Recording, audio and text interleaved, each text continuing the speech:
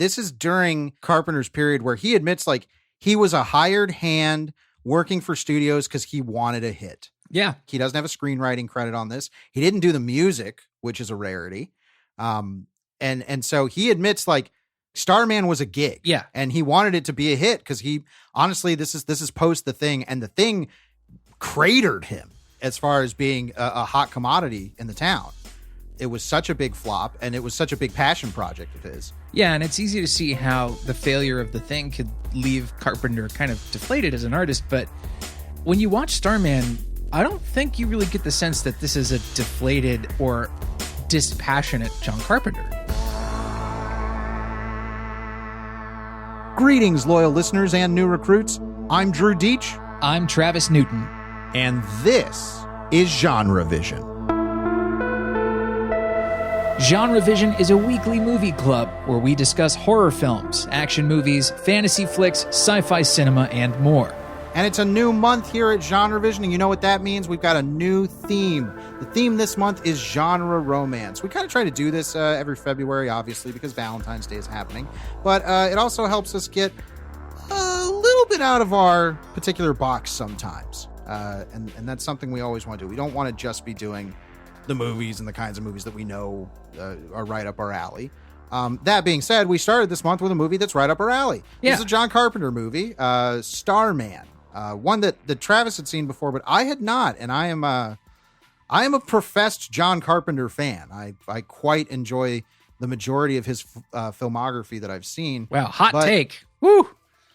Well, I mean, yes, but the thing being that Starman was not a movie that I was particularly hot on seeing or really saw a lot of discussion about, which led me to believe, well, it's probably not that good. But upon watching Starman, I think there's other reasons why it really does not get brought up as much as a lot of other iconic John Carpenter movies, and we can get into that. But another thing before we move on, I noticed about this month is that in our 4 movies this month, I believe all the main perspective characters in these films are women. Sure, that wasn't intended, but look at us. We're feminists and we don't know it. So Starman is definitely a post E.T. movie. I knew that before I even saw it. Mm-hmm. It's like, what if E.T. but fuckable? And you know, you cast Jeff Bridges. It's like, well, yeah, I'd fuck E.T. Yeah, that this is prime vintage, like, you know, Jeff Bridges. I mean, and the movie knows it too. You know, the movie knows that he is a sex symbol.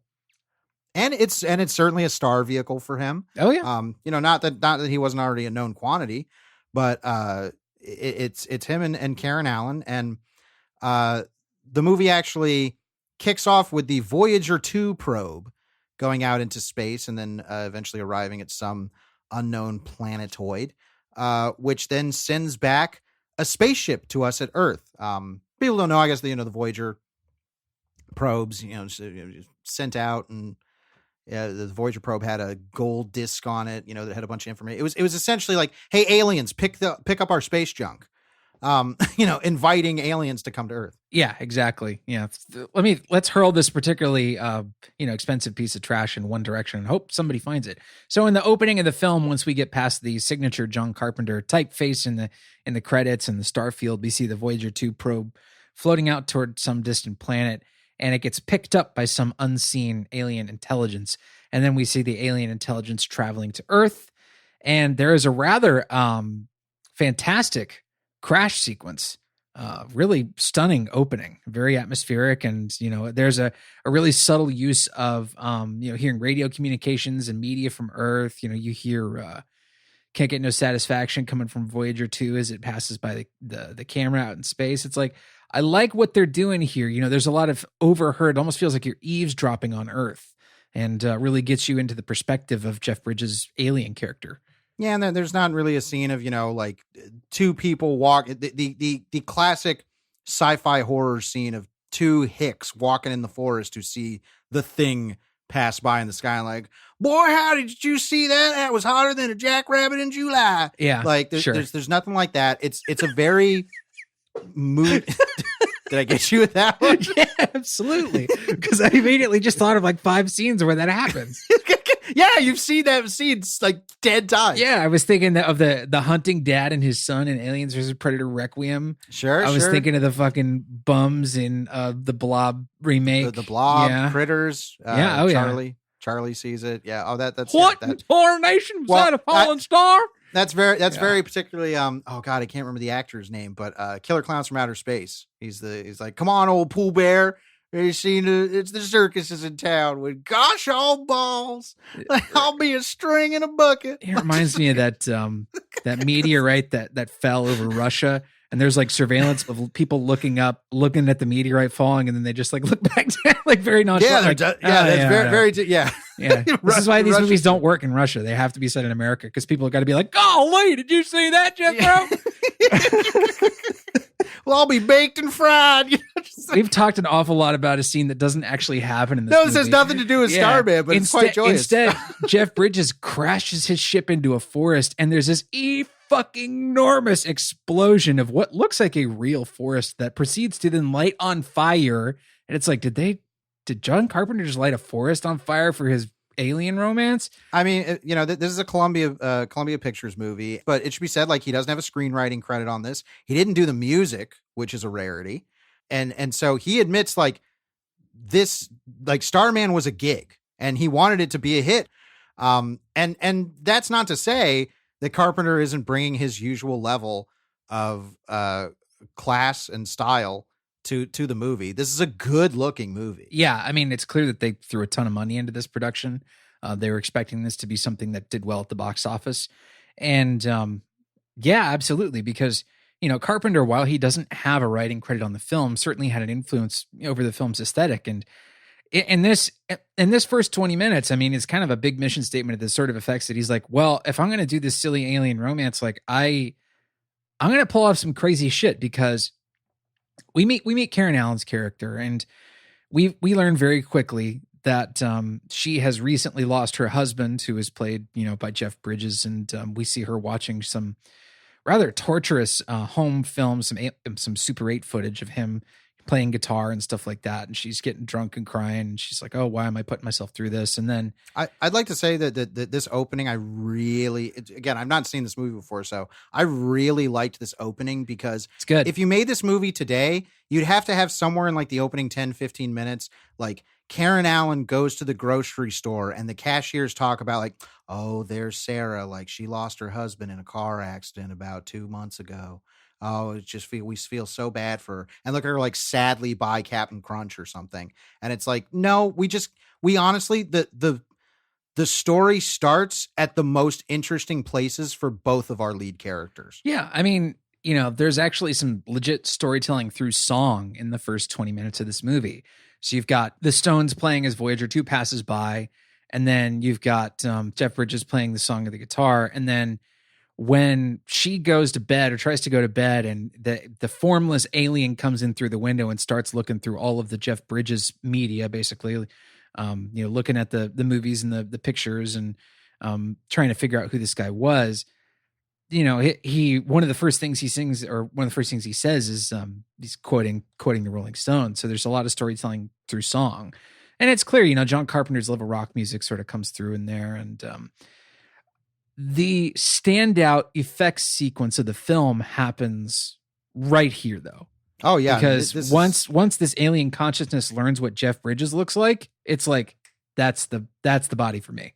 Well, it's more than that. It hovers over an album, a photo album book, mm-hmm. and starts flipping through the pages, and it's just this like POV shot, like very opening of Halloween, actually, with just this kind of blue haze around the edges, and it's flipping through these pages, and it sees a big photo of Jeff Bridges' character Scott, and then it flips, and there is some of his hair that, like from when he was a kid or something, that's in there, and then the camera just dives into the hair follicles, and this effect shit is awesome. It's mm-hmm. like such a great combination of different shots and setups and effects to make this zooming into the hair bit work. I can't believe this stretch we're going to talk about is not brought up more, because it's great.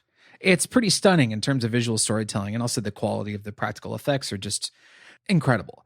So once it finds like the DNA in his locks of hair, and again, seeing all of this, the huge hair that they had to build and shoot, to the individual strands of hair to make them look, bigger and build the amount of details. Like, this is only in there for a shot in the movie. It's crazy. Um, and then we have like this new riff on the Star Baby that forms. It's insane. Yes, is that he is creating a body that is going from fetus to full grown adult, thanks to the combined powers of, I'd say, is this the top three hitters? I mean, it's Dick Smith, Rob Bottin, and Rick Baker all worked on this, evolution sequence. And it's incredible. These are the 20th century kings of special effects makeup. You have the power of, Rob Bottin, who did all the morphing on the Thing, and then you've got Rick Baker, who did all the morphs on American Werewolf in London, and of course you have Dick Smith, who's a god, who was a god at that point of special effects makeup, and their forces combined into this like change-o baby as it like grows and expands, and eventually they have to cut to like, okay, well in this shot we'll use the actual like real kid, and we'll shoot him from this angle. The way that sequence is cut together with those effects, I mean, it's an astonishing effects sequence. And I mean, it's bizarre and, obviously, sentimentally kind of corny, but it's also like surreally horrifying. Oh, absolutely. I mean, it's scary because we see this from Karen Allen's perspective. Eventually she comes back down and she sees this going on. And it would be very easy to recontextualize this moment as a monster movie moment. Like it's that horrific. But then eventually Jeff Bridges is standing there naked as the day is long. And, I'm all the better for it. And he is clearly not quite adept at communicating yet. The only way he can speak is by reciting the phrases that were on the Voyager probe, including like a greeting from, as the head of United Nations at the time. Yeah. So he's mimicking his German accent and stuff. And of course, Karen Allen faints and then wakes up and believes it's all a dream. It's not. It turns out that Jeff Bridges is outside naked, floating with magic balls that came with him. This is all wonderfully weird. This was what I was expecting and wanting from the movie. It's like, oh, okay, here's this really interesting idea of what if your significant other or any loved one, let's say, had passed away recently, and then an alien showed up and took their form and needed you for something, because he eventually tells Karen Allen, it's like, I have to get to this place by this time to meet, other aliens of me. If I don't, they'll leave and I'll stay here and this body will fall apart and die. Mm-hmm. And that's fascinating. That's really, really compelling. That's really, and as we'll talk about the movie, it's a wonderful way to explore the dynamic between these two characters and the themes and stuff. However, this is also made to be a big 4-quadrant studio picture. So we also have the government's chasing them plot. Mm-hmm. Yeah. And it's full of a bunch of like rote scenes. Like, it's a lot of like kind of like stock moments through the eyes of this character played by Charles Martin Smith. And he's kind of a composite character of several different real life people. He's kind of like a bit of Carl Sagan in him, because he confesses to have like worked on Voyager and he works at SETI. And he also feels that this is where like the John Carpenter opinion character comes in, where it's like, yeah, he's the one that's critical of the government, because immediately when the spaceship enters our atmosphere, we're trying to shoot it down. And of course he has to say, it's like, yeah, that what do you think? The army, the first thing they see, they're going to try and destroy it. And there's multiple moments where Charles Martin Smith's character has those kinds of asides where it's like, welcome to Earth, sure. Oh, it's terrible here. And he has a surprising amount of screen time. Because in a movie that's it's 2 hours and change, right? Yeah. I mean, I think it's just under 2 hours. Okay. It's just under 2 hours. So, but I think it's like an hour 54 for its length. I mean, he's got a pretty surprising amount of screen time. Yeah. Well, I mean, he's the sympathetic character, because Karen Allen, at first treats this as like, I'm being kidnapped by, I don't know what, this thing that looks like my dead husband. And she's in the early parts of the movie trying to get away from him and trying to, alert people to the fact that she feels she's being, held against her will. But the government stuff, my biggest problem with it is whenever it interjects itself into the movie, one, it doesn't feel like there's a genuine sense of progression to the characters as characters or what they're experiencing.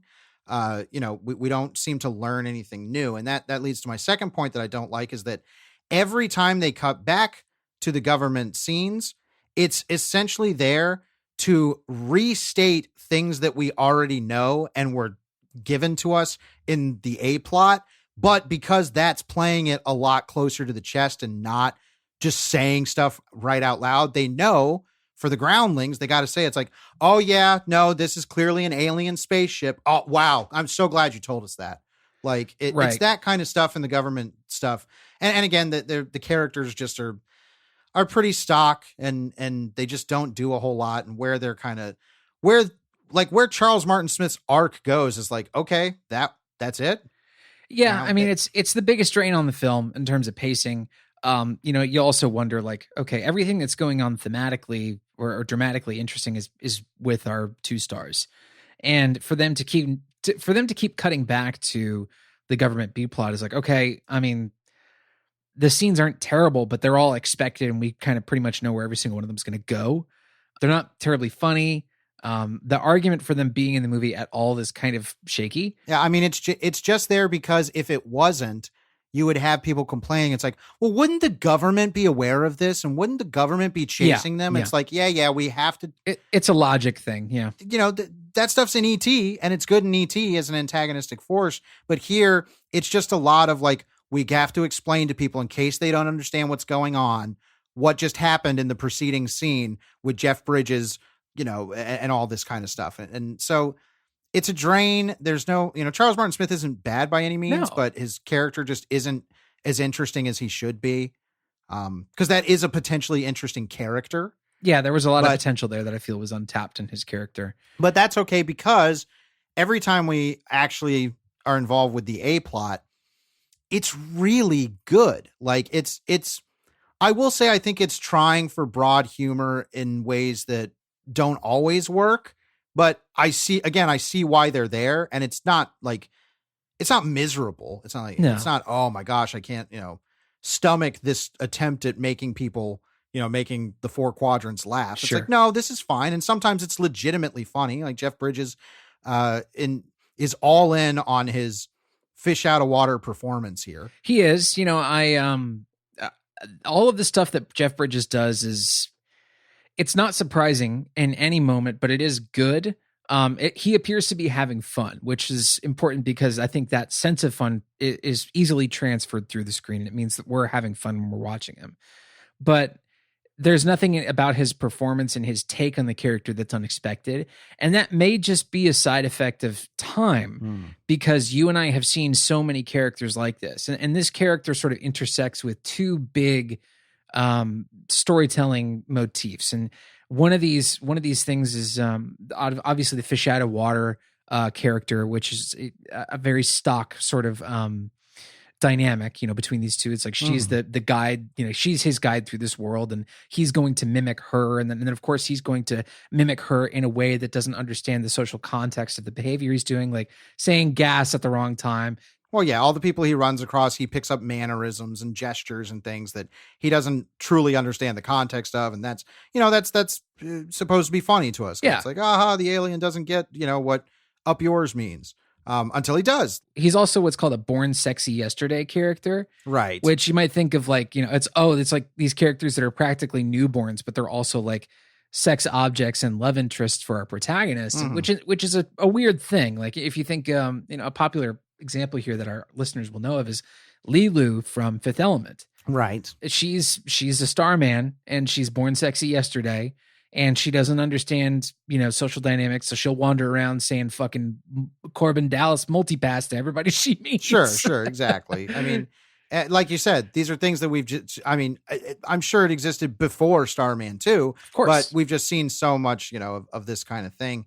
But the thing is that what really engaged me about Starman, a couple things on the genre side, there's some really fun effects idea stuff in here. These little metal balls that Starman has when he comes to Earth. When he's able to basically expend a metal ball to basically do anything that the plot needs him to do at that moment.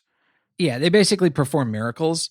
So he uses one metal ball to deter an attacking trucker, I guess it is, some guy in a delivery van that comes at him with a lug wrench when he thinks that Jeff Bridges is abducting Karen Allen, which he is.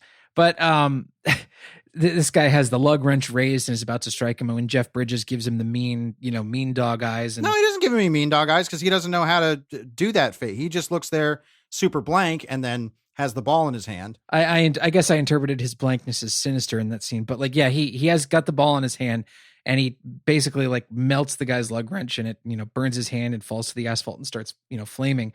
And then a big tree, a huge pine tree behind the guy just fucking explodes, which, hey, it's a callback. This guy hates trees. John had in the budget, it's like, oh, we can do another explosion. Fuck yeah, we're going to do it. Spend that Columbia money on blowing shit up. He spent a lot of Columbia money on this movie. They shot all over the country for this movie. No, yeah, it's a real road movie. Yeah, I mean this kind of production is extraordinarily rare. I mean, if not utterly unheard of today. Where it's like, I remember screenwriter Craig Mazin talking about doing the movie Identity Thief with was it Jason Bateman and Melissa McCarthy, and his original screenplay was like a road movie up and down the Eastern Seaboard. And then the studio was like, well, I need you to rewrite this so we can shoot it all in Georgia. Right. Yeah. So it's like, oh, a road movie of very similar locations. But no, John Carpenter was like, no, we're going to do this for real. We're going to shoot it all over the US. We're going to shoot it in some really incredible locations. And in that sense, it actually comes close to feeling and looking a lot like Close Encounters of the Third Kind. I mean, that's another movie it's ripping off for sure. Yeah. Oh yeah. I mean, it's definitely familiar. Let me, as always, I need to clarify, rip-off does not mean a bad thing. Everything is ripped off everything. There are no original ideas. All these movies are ripping off other movies. It's the nature of art. Yes. And that's fine because Close Encounters of the Third Kind is a fantastic movie. And Starman definitely, the thing is, I really enjoyed Starman, but I absolutely could understand criticism about it. For example, coming off as kind of cold. Because even though there are these big moments, it's not really an action movie. Yeah, there are moments of action, but no action hardly anything you could call a big like action sequence. Although the movie could have done that, like it could have had a thrilling car chase. It does. I mean, when they're chasing, when the cops are chasing them, MC Gainey and the other cop, and they're shooting at him, and somebody gets hurt. I mean, it's certainly not George Miller, but I appreciate it. Yeah. Well, I mean, those things are there, but it's not a focal point of the movie. The real focal point is this relationship between Starman and Karen Allen. What's her name? Jenny Hayden. That's right. So that stuff is so good. Their relationship, watching it very organically grow over the course of the movie, is great. Karen Allen, I'm so shocked that this movie doesn't get talked about more because of Karen Allen. I think she's doing really good work here, particularly in the scene where they're in some diner, some bar, and constantly Starman is asking her to define things that she says. And he's like, define bozo. Haha, that's funny. But then he starts getting into deeper stuff like define love. And then he's like, what is death? And it's like, and I love her inability to totally encapsulate those things. Yeah.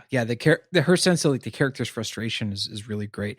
She's, of course, like the Karen Allen role of all time is Marion Ravenwood.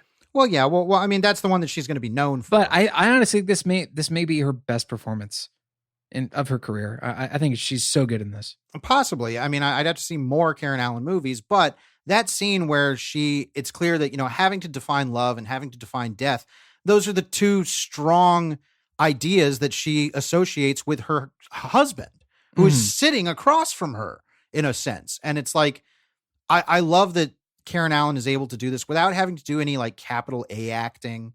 Like it feels very natural in a very, supernatural movie, which, kudos to her. And actually seeing why she kind of comes around to Starman is interesting, but it's always informed by the idea of like, well, thematically, we're not actually dealing with the alien. This is her dealing with grief, with the grief over the loss of her husband.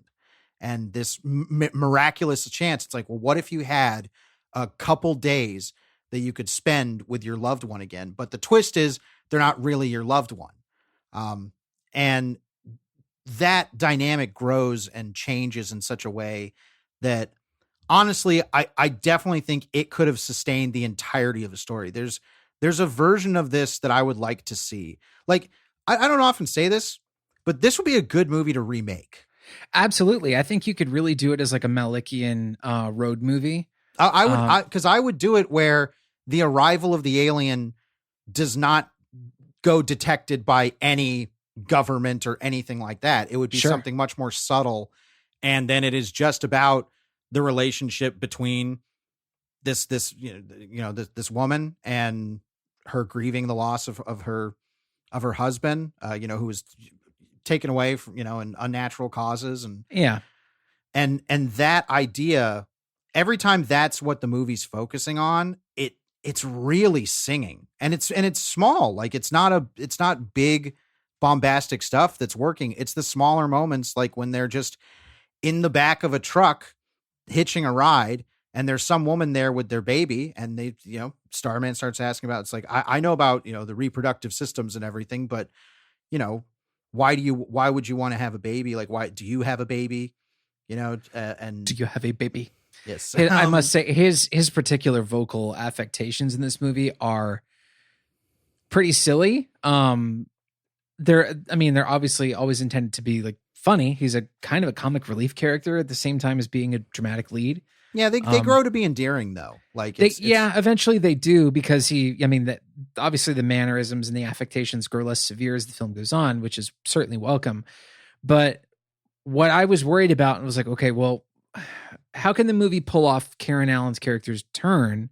How can Jenny see that this being is not something she has to get away from? Like, what can we do to make this being something that she actually wants to care about and like take care of and like go, in many wants senses to help of the word, him. Wants to help him, wants to go all the way with him, in several senses of the word. Accompany him to the end of the movie, essentially. Like, how do we go from her being really, really afraid of him and thinking like, oh, this is a kidnapper, to like, oh, this is something I need to care for. And there is a remarkably short period of time in the movie that it's really devoted to making that turn. And it all centers around the deer scene. Well, that's all wrapped into that diner scene I was talking about, when he has to define love, define death. Yeah. She starts to realize that he's not actually harmful. He's not trying to hurt anybody. Anytime he's done anything, it's because it's in his sense of self-defense. Right. And he's learning and getting better. And And he's clearly doesn't have malicious intent. Like, she figures that out, fairly early on in their trip. But that sequence when they come up to a diner and they see a deer laid out on the front of Ted White's truck, by the way, who most people... A bunch of great character actors in this movie. My God. Yeah. It's tons of great characters. Ted White, MC Gainey, Buck Flower shows up without a beard, which is always great. So this deer, Starman starts asking about, you kill this for food, and it's like, yeah, some people, they eat it. It's like, do people eat people? And like, no, of course not. We're not monsters. And it's obviously equating. It's like, well, then why would you kill this thing? And he's so focused on this dead deer. And after going into the diner, and Karen Allen, Jenny is trying to figure out how to escape once again, she sees him go outside to where the deer is and bring it back to life. Mm-hmm. He uses one of his balls to do that. And this is the moment where she realizes, like, oh, he did that kind of unprovoked of me or anybody else. This is the good in him. Like, she sees that this is that he's not an antagonistic force. And of course the deer gets up, and there has to be a big fight scene with Ted White and everybody. And she ends up defending him. And that's the moment when she's like, all right, I'm in on this. And again, it's her coming to terms. I think in some ways you could probably apply like the 5 stages of grieving to her relationship with Starman, where it's like denial at first. No, this was a dream. There's bargaining and everything. Mm-hmm. Because that is what the movie's about. How do we deal with saying goodbye to someone? Yeah. And that's the stuff where I'm like, I want more of that from the movie. Every time it cuts to some hangar where the same helicopter guy's got to run up to Charles Martin Smith. Hey, listen, you got a call. It's like, oh my God, we're doing this again. Mm-hmm. It just drains the really good emotional drive of the movie. Yeah, I mean, there's really not a whole lot to be said about the government stuff. I mean, I just like you, I either wish it wasn't there or I wish it was better. The central dynamic between the two is really what fuels the movie, and they both get arcs. You know, I think their arcs are fairly well defined in terms of the structure and the writing. Jeff Bridges' character, it's about his awakening to individualism because he comes from a collective. Yeah, he comes from a collective society where there is no war and everybody's sort of like one consciousness and they all get along. And then he comes to Earth and he sees all the sort of like different variations in human culture. He thinks Earth is like incredibly beautiful, and sort of, you know, he awakens to the beauty of being a person, and not a member of a collective. Yeah, and then her arc is a little bit more transactional, where how do we learn to grieve? Like what is it that transactionally can be done to help her learn to grieve for her lost husband? And the screenplay says, well, she could have a kid, which is something that she had always wanted to do with him, but she figured out there was some sort of like infertility on her end, and then, you know, the alien manages to repair her infertility and impregnates her with some half alien baby that will also sort of be Scott's as well. And the sex scene is oddly tender. Like I feel that's very well executed, but like after he's like, I gave you a baby, I was like, ah. Okay, well, you built a lot up there that I need to scale. So sure, go ahead. First Sure. of all, the individual collectivist thing. Yes, but also I don't think this is a like, wow, I realized that my socialist utopia alien world sucks. No, it's like, no. no, he has to go back. That it's realizing that both extremes don't work. He's in an interesting way. He's been sent there to learn more about, you know, Earth culture and to come back and basically report. You know, I like that they built into it that he couldn't stay there, because in the more sappy version of this, the decision would be like, well, should I stay or should I go now? Like, and that would be it. Like, it would just be, oh, you know, he's going to stay and raise a family with Karen Allen instead. Right. Or she leaves with him and goes to his like energy utopia, which also can't happen. Well, it can't happen because that's thematically reading is like suicide. Right. Well, I mean, he literally tells her you would die. Well, yes, because I mean, and she says like, I don't think I even care. It's like, Yeah. no, because that's saying, it's like, well, then the only way to grieve your loved one is to join them. Mhm. And it's like, oh no, you can't. That's bad.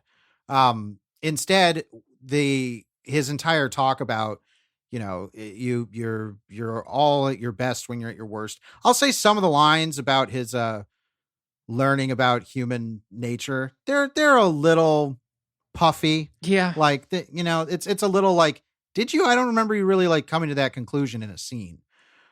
It just feels kind of like happy, joy stuff. Sure. You know, there's occasionally a line that tumbles out of a character's mouth in this movie where you're like, man, that's a writer's line. Well, sure. There was one of the Charles Martin Smith lines later on where he's like, I hate to resort to symbolism. Yeah. There we go. Yes. As he's holding a cigar that earlier in the movie was broken by Richard Jekyll. Ow, my dick. Yes. Sometimes a cigar is a penis. So the individual versus collectivist thing, it's not really a versus thing. It's more of, because the collectivist thing is painted as utopian. It's Yes. like, no, like, this is awesome. It's great. But there's things that we don't have that you do, which is eating. And it's like, you know, eating is an incredible pleasure that he enjoys. Yeah, man. Fucking guy loves Dutch apple pie. Hates trees, loves Dutch apple pie. Yep. Then the whole baby thing. So the baby thing, interestingly, gets brought up. I don't think it's properly seeded in the movie early enough. It comes very late in the movie where they get on that truck and there's a woman there nursing her baby, and he just, you know, it's like, you know, they just start talking about babies, and she says stuff. It's like, you know, Scott and I wanted a baby, but I couldn't. You know, she's like, I'm one of the few lucky ones who can't have a baby, you know, being all sarcastic. And so eventually when they get together and they are sexually attracted to each other, they have sex. And then the next day he's like, I gave you a baby. And here's the thing. In the real world discussion of this, yes, this is kind of not just kind of, this is icky and creepy and weird. In movie world discussion, it was like the doors were swung open as soon as that conversation happened. Like that was her entire, like not her intention as a character, but the movie's intentions with her as a character is to say like, boy, howdy, I'd sure like a space baby. Like, like that scene where she's talking about like, I would love to have, oh my God, it would be so awesome if Scott and I had a kid, but I can't. Oh, next scene, we're in a barn naked. Like, yeah. Obviously, like she's super stoked about it when he tells her. Sure. So, as we race towards this ending, I'd said to you, or you had said something to me. It's like, oh, we're having these moments where the characters are, just sitting down. It feels very kind of slow or flat to be gearing up for the big showdown. And I was like, this doesn't feel like a movie that should have a big showdown. Yeah, I think that's kind of another thing that about the government thing. We know, like, when we cut back to the government B plot, we're like, okay, these two plots eventually have to collide, right? We know that eventually Charles Martin Smith's character is going to meet up with our two leads, and like there's going to be some sort of conflict, right, between the government and our leads. So we know that the movie is coming to that eventually, but like in doing so, it actually doesn't feel like there's not a lot of escalation. And it's because the movie is taking asides to have the emotional beats it needs to like build where it's going emotionally. And so there's a sequence where Jeff Bridges and Karen Allen go to like some, I don't know, roadside diner somewhere in the desert in the Southwest. And of course, this motherfucker wants some Dutch apple pie, but they're like, no, we got some cherry Calber. So there's just a scene of them just, sitting there eating cherry Calber with whipped cream. And Charles Martin Smith comes sauntering in, there's a bunch of cops that pull up outside. But the fact that it's taking these rather extended moments to talk about the themes and, really have these conversations instead of just deferring them and trying to solve them, later on. It's like, okay, I'm, in hindsight, I'm really glad it took that moment away. Because I felt, like this movie had the potential all along, in every sequence to escalate into something a little bit more grand, to have a really rousing action scene. And I feel like in so many places, like it's striving and not quite there.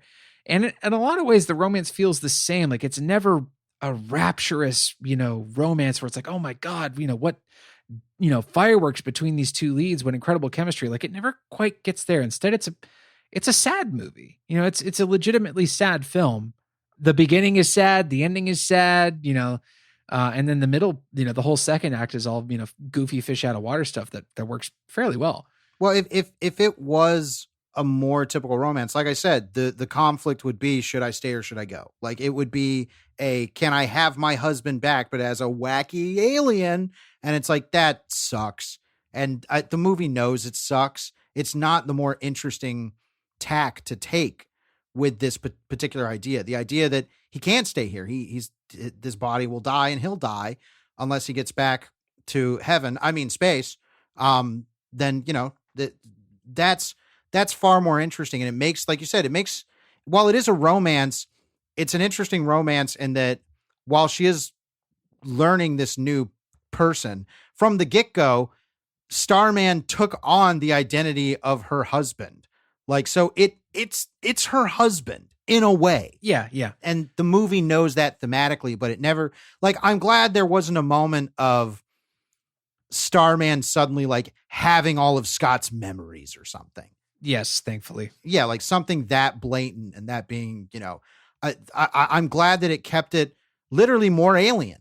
Like it's a better and more complicated story by making him the character he is. And at the ending being like, I have to go away and you can't come with me because like I'm dead. Like that's your husband is dead and you need to accept that. And it hurts and it's sad, but there's something beautiful to be gained from that, which, yes, physically there is a baby, but it's more about legacy and memory where it's like a baby symbolizes that. Sure. It's some part of me that will stick around with you.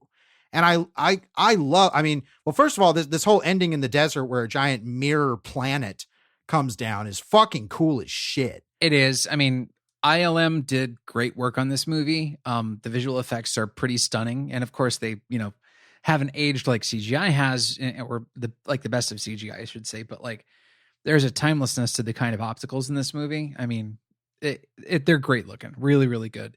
And then, of course, all the practical on-set special effects are quite good as well.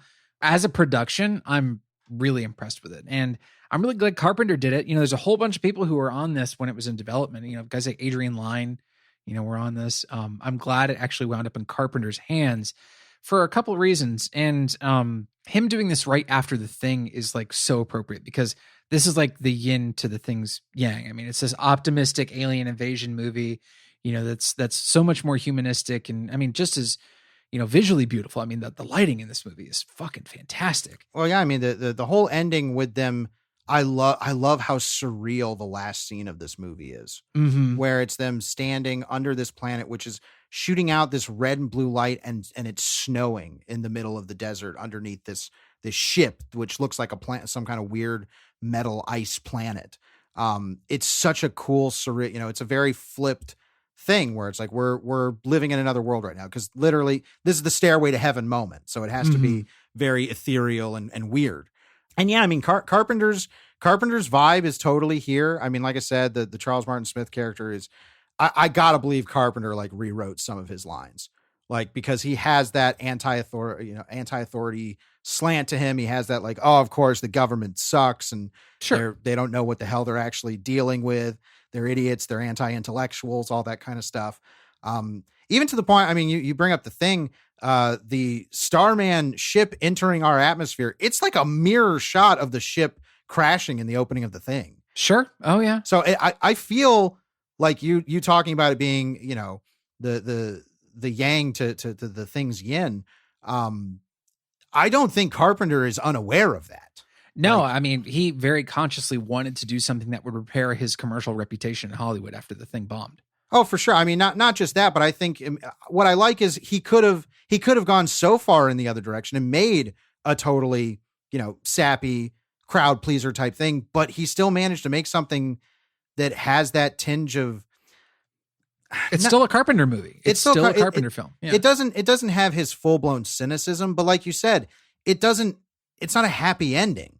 No, it's a more emotionally complex ending, because it's a literally transcendent ending, in that it's about accepting a loved one going away, and that there's something happy to look forward to with the baby, but otherwise that it's one of the, I got a little choked up thinking about it. Earlier in the movie, Karen Allen tells him what goodbye means, because he leaves her at one point for her own safety. He's like, you were in danger, because she gets shot and is, I'm assuming, killed, like just straight up killed. And he brings her back to life. But after doing that, he leaves her and doesn't say anything to her. And then when they reconvene, she's like, you left, you didn't say goodbye or anything. He's like, well, I was dangerous to your health. And he says, like, what is goodbye? And she tries to explain what it means to say goodbye. So in the end, when he's going away and he's still trying to, figure out what to do, he says, like, tell me how to say goodbye. And it's like, that's the whole movie. Yes. Like in one line, it's like, because it's him asking that. And that's also what Karen Allen is grappling with. No, I think the thematic writing there, I mean, structurally is so sound. I mean, it's just great. Very well done. Yeah. It's great. Like that, being able to boil down your entire movie to one line, and it's speaking for both characters. Because even though Jeff Bridges says it, that is what Karen Allen has been dealing with since the moment we met her. Yeah. Is figuring out how to say goodbye. In the end, he becomes human enough to have the same conundrum that she's in. Like, what does a goodbye mean? Like, how do I let this go? Mm-hmm. It's beautiful. It's a really beautiful ending, and it ends right there. Like he ascends, goes away. We have Karen Allen's face, fade to black, credits. The perfect place to end. I was dreading while that was happening. I was like, please don't give us like a, don't show her going back home. Yeah. Don't show like, 5 years later and she's on the farm with little baby half alien Scott, and he's got the one sphere, Yeah. He's got the one. Cause he gives her the last sphere and says like the baby will know what to do with it. I was like, I don't want to see that scene. Please don't show that. And it didn't. Yeah. It was such a smart and adult moment to end on, to be like, you're walking out of the theater with a pretty tough emotional place to leave a story at. But it's also a high point, a moment of transcendence too. So, yeah, all in all, This is a pretty decent flick. This is a I good do wish, movie. yeah, I wish it were talked about more in the sphere as, one of John Carpenter's impressive and still like nuanced studio efforts. Closing out our thoughts on that, because we'd mentioned it, I definitely think a couple reasons. As we stated, I think it'd be easy for this movie to come off cold to some people. It's not quite as, even though it was made to be a 4-quadrant movie, it's not quite as it's a John Carpenter movie. He can't help but be a little bit off kilter and off center. Yeah. The other thing is, obviously it's not a horror movie, and the horror genre it has a lot of baked in fans who are going to, horror fans will absolutely praise movies that should be forgotten because they're horror movies. And I say that as somebody who's certainly done that in his lifetime. Yeah. Well, I mean, it's easy as a John Carpenter fan in the stereotypical sense to see this as an outlier in his career. Sure. I also think it's while it's a sci-fi movie, it's not sci-fi enough for most of its running time. For most people, I think, especially like genre people or John Carpenter fans, where it's like, yeah, they live, it's like this is better than They Live. Like that movie kind of has similar pacing and stuff going on as it does in Starman, but because it's like, ooh, it's got the goofy aliens and it's got more action and fighting and this, much more intense plotting going on throughout.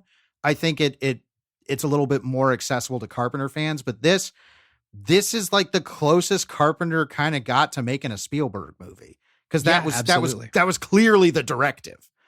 So I'm so glad I finally checked this off the list. This was honestly probably better than I anticipated. I thought it was going to be a little bit more just copy paste of E.T. Close Encounters stuff, but the emotional complexity of it, Karen Allen's performance, absolute highlights. So glad this is a great movie to kick off the month with. Absolutely. Couldn't agree more. I think now is a good time for us to transition over to The Shelf. The Shelf is a collaborative thing that we do at GenreVision. Basically, it allows us to pull movies off of our shelves to recommend as pairings with this week's movie. We encourage you to participate in The Shelf as well. You can do so by going to GenreVision.com and looking at the post for this week's episode there on the main page. In the comments section, you can tell us what movie you're pulling off of your shelf to pair with Starman. If you do comment your shelf pick, we will read it on next week's show. Drew, what are you pulling off the shelf for Starman? Well, it's funny. We when we were watching the movie, we went back and forth, and it turned out we were thinking of a lot of the same movies when we watched it, which was surprising.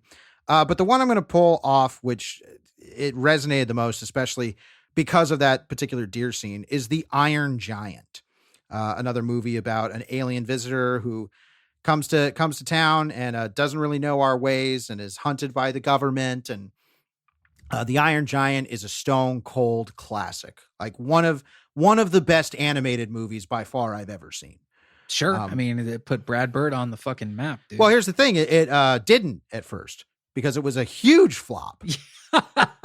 Eventually it would become the kind of cult hit. Well, yeah, I mean, it's evolved past being a cult hit now. I mean, it's a legit classic in a lot of ways, and deservedly so. It's Vin Diesel's best performance. Okay, all right, yeah. He's really good at these very limited dialogue characters. But no, I mean, the Iron Giant emotionally, there's lines that I'll never forget from that movie. And part of that is due to Vin Diesel's performance. It has that strong emotional bent. The only thing is, I do wish the ending of The Iron Giant was more like Starman, where it's like, no, you're not going to see him again.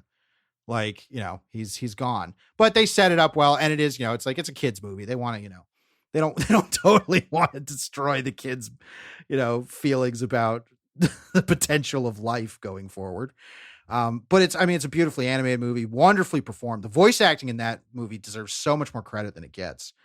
And just a wonderful time. And that deer sequence in that movie where the Iron Giant finds out about death and guns. It's also an anti-gun movie, which is so, like, name another anti-gun kids movie. Bambi. Well, it's not really about guns. It doesn't focus on the guns. No, but I mean, that one gunshot in that movie has stunned generations. Oh, sure. But it's not a movie about like, I mean, literally the Iron Giant says, I am not a gun. Sure. which is Yeah. one of the fucking greatest lines ever. So that's a very very liberal point to make, and one I find myself agreeing with the older I get is, I mean, I'm not a gun either, so I mean, I totally get where the giant's coming from. well, I don't want to be a gun. I want to be super. I mean, super. It's also it's maybe the best Superman movie. Possibly. Yeah, possibly. Arguably the best Superman movie, or the best Superman's ever been used in a movie. Iron Giant. I mean, if you're listening this far and you've not seen the Iron Giant, oh my God, like watch it immediately. Yes, please. But Travis, what are you going to pull off the shelf for Starman? I couldn't help be reminded of another really, really popular fish out of water road movie that also is like a big sci-fi action thing. And that's Terminator 2. Mm-hmm. The dynamic between John Connor and the T-800 in Terminator 2 is very, very close to what's going on in Starman. Obviously, Arnie plays it really well. I mean, of course, this is one of Arnie's great performances. And of course, Jim Cameron directs this with incredible aplomb. You know, And all the money of movie. God. Like, yeah, exactly. Yeah. Huge movie. Obviously you and I, similar to the way that you and I like Evil Dead more than Evil Dead 2, like you and I are always going to like Terminator more than we like T2. Oh yeah. But T2 it's great. It's a great movie. It's a classic. Yeah. It's absolute classic. And it actually, it does not get the treatment it deserves. It actually deserves way better treatment in the home video department because in the current home video market, T2 has been absolutely mangled. It has been AI upscaled to 4K, scrubbed of all of its Super 35 grain, and made into this like ultra sharp, like painterly, waxen, hideous monstrosity. It's bad. With a really bad Dolby Vision HDR grade.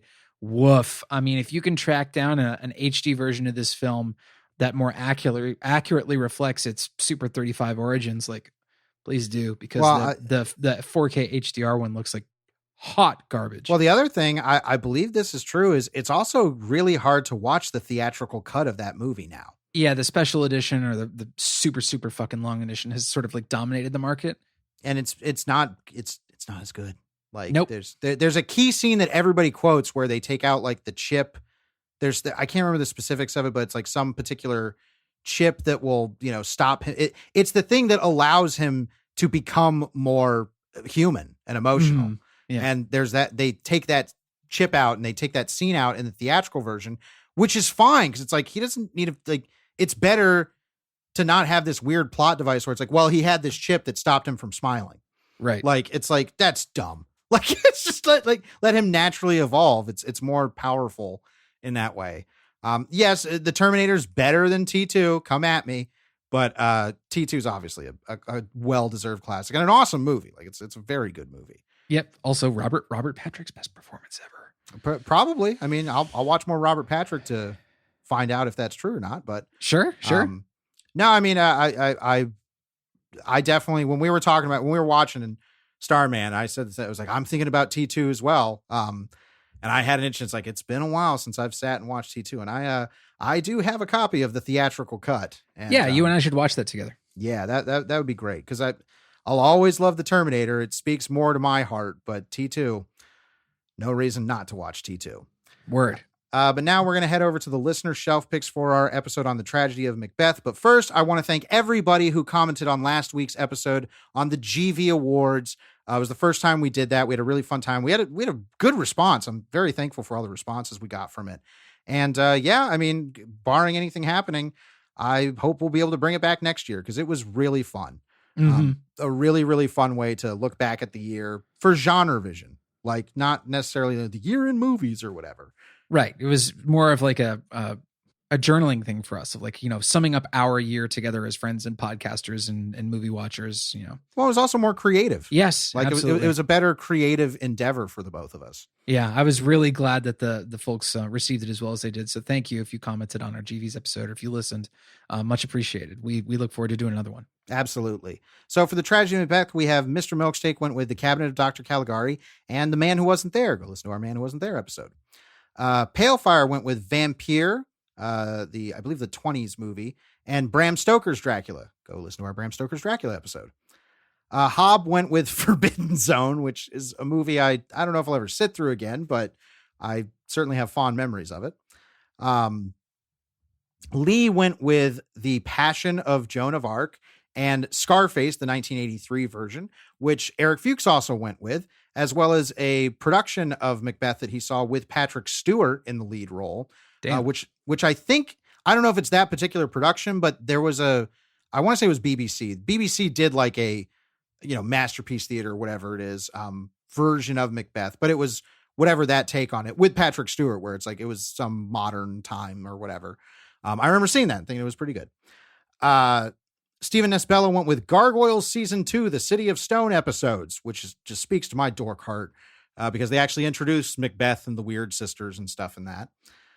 Bacon Lettuce Potato went with Julius Caesar from 1953, which I've never seen. I want to say we watched like a scene from it in school. So I have a Julius Caesar scene, when he's getting killed in my mind. And also Death Trap, really good movie with Christopher Reeve and Michael Caine. Very fun. Yeah. Yes. Very fun movie. And was also a stage play. Yep. And our last shelf pick is DT Grizzler went with Strange Brew, the Bob and Doug McKenzie movie, which I would not be averse to doing on this show. Neither would I. I mean, more SCTV related stuff would be fun. Yeah, it's Max von Sydow's in it as the bad guy. I forgot about that. Yeah. Great. Yeah, I would absolutely do Strange Brew on the show. So thank you, everybody, for these shelf picks, and looking forward to next week's on Starman. Now we have some quick calls to action, but stick around because we do have some currently consuming that we'll be doing. And this week's call to action, you definitely want to stick around because we have the best possible call to action maybe ever. Because first of all, we have a new review. It's I will say, we had this schedule, but we forgot to put it in, so I apologize. But this is a review that we got from user Tonves from Finland, who has 5 stars, excellent movie podcast Off the Beaten Path. The hosts have a good chemistry, and it's obvious they love their work. Their discussions about often fascinating backstories of the movies inspired me to watch several old and new releases that I probably would have missed otherwise. Hell yeah, Tonves. Beautiful. That is so what I love to hear, is that y'all are checking out movies, you're finding out stuff. It is the perfect GenreVision experience hearing from this review. So thank you so much, Tonves. If you want to be awesome like Tonves, you can leave a written review and rating on the Apple Podcast Store. You can also rate us on Spotify. If you leave a written review on the Apple Podcast Store, which is the most valuable thing as far as reviews go, we will feature it here on the show. And we also have a new patron. I believe they might be a returning patron, but regardless, Joaquim has joined the awesome people over at patreon.com/GenreVision. And now Joaquim has access to all of the hours upon hours upon hours upon hours upon hours of bonus material that we've done over there, including weekly pre-shows. That's pretty much where we get all of our scheduling done now. So if you want to get a sneak peek and know what's coming down the pipe, you can do that by becoming a premium subscriber at patreon.com/GenreVision for just $5 a month. You'll also get extended monthly currently consumings, which we just did recently, bonus material for all the GenreVision Network's shows, just tons and tons of stuff that Joaquim now can listen to because he's an awesome Patreon person. That's patreon.com/GenreVision. Now let's do some currently consuming. Nom, nom, nom, nom, nom. And I'm actually going to skip things real quickly because we did that extended currently consuming at Patreon and kind of got everything out. I unfortunately don't have anything this week that I think stacks up for currently consuming. So I'm going to pass it over to you, Travis. What's on your plate? Just very briefly, I rewatched a music documentary / concert film. This was part of the marketing for the Coen Brothers film, Inside Llewyn Davis. They put together a concert for this that was sort of curated by T-Bone Burnett, who produced the soundtrack to the film. The concert film that they released is called Another Day, Another Time. And it's got a whole bunch of great people, ranging from classic folk artists like Joan Baez. She shows up. I mean, Patti Smith shows up. It's pretty incredible. Dope. And there's a lot of contemporary folk artists as well. Some popular artists like Marcus Mumford. The house band for the night is Punch Brothers, who are one of my favorite sort of like neoclassical acoustic bluegrass groups. I mean, they're awesome. Yeah, I love the Punch Brothers. They did that really good cover of Reptilia. Yes, they did. And then of course Oscar Isaac, who plays Llewyn Davis and sings several songs, like sings a couple like Dave Van Ronk songs for the soundtrack. Like he shows up and plays a few songs on stage, and it's fucking electric. So One of my favorite acts from it is the Milk Carton Kids, which is a duo of guys who sing and play the guitar, and their songs are just gorgeous. Yeah, that name rings out for me. It's a really good concert film, and one of the cool things about it is they cut back and forth between the live performances and the rehearsals in the studio, and they will seamlessly do so in the middle of songs. So it's very, very impressive. Cool. I really like the way they do that. If you've never seen it before, you can find that anywhere on, you can rent it on VOD basically, and I think that's on Blu-ray and DVD as well. Another Day, Another Time. Well, we will be continuing our genre romance month with Peggy Sue Got Married next week, a movie both Travis and I have not seen, directed by Francis Ford Coppola, starring Kathleen Turner. These are all things that are sounding good. Nicolas Cage is in it. We're doing a Nicolas Cage movie, which I don't remember the last Nicolas Cage movie we've done. We've talked about certainly stuff like Pig, but yeah, Peggy Sue Got Married. I'm going in pretty blind on this one, so I'm stoked. I'm very stoked. It's been one that I've wanted to see for years, and hopefully y'all will be stoked too. So come back next week to enjoy Peggy Sue Got Married.